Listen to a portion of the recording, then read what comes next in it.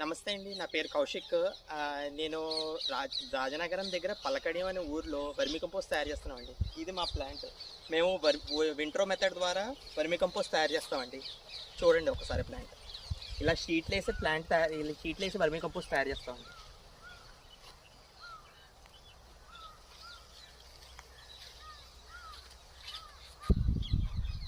మీరు చూస్తే కనుక దగ్గరికి రండి. మీరు చూస్తే కనుక వానపాములు ఉంటాయండి. ఇదిగోనండి చూసారా వానపాములు. ఇలా వానపాములతో మేము ఎరువు తయారు చేస్తామండి.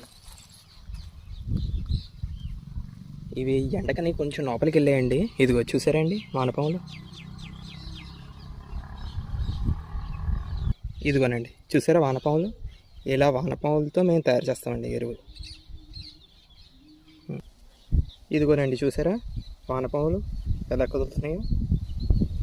మీకు ఎవరికి